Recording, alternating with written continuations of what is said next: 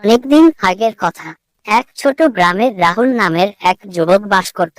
রাহুল ছিল একজন খুব পরিশ্রমী ও সৎ ব্যক্তি, কিন্তু তার জীবনে সে কোনো বড় সফলতা অর্জন করতে পারছিল না। একদিন সে সিদ্ধান্ত নিল যে সে শহরে গিয়ে নতুন করে জীবনের শুরু করবে। রাহুল শহরে গিয়ে অনেক কাজ খুঁজতে লাগলো।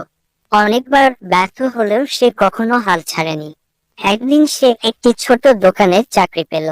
যদিও চাকরিটি খুব ছোট ছিল, তবু সে মন দিয়ে কাজ করতে লাগলো। তার কঠোর পরিশ্রম এবং নিষ্ঠা দেখে দোকানের মালিক তাকে আরো বেশি দায়িত্ব দিতে লাগলেন। কিছু বছর পর রাহুল নিজেই একটি ছোট ব্যবসা শুরু করলো। প্রথমে ব্যবসা খুব ভালো না চললেও সে নিরাশ হয়নি। সে আরো বেশি পরিশ্রম করলো। তার ব্যবসা ধীরে ধীরে বড় হতে লাগলো। তার সততা, নিষ্ঠা ও কঠোর পরিশ্রমের কারণে সে সবার কাছে প্রিয় হয়ে উঠল। কিছু বছরের মধ্যে রাহুলের ব্যবসা খুব সফল হলো।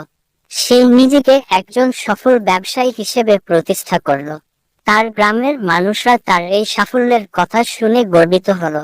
শিক্ষণীয়: কঠোর পরিশ্রম, ধৈর্য এবং নিষ্ঠা দিয়ে জীবনের যেকোনো বাধা জয় করা সম্ভব। কখনো হাল ছাড়লে চলবে না। সর্বদা বিশ্বাস রাখতে হবে নিজের উপর এবং চেষ্টা করতে হবে নতুন করে শুরু করার জন্য।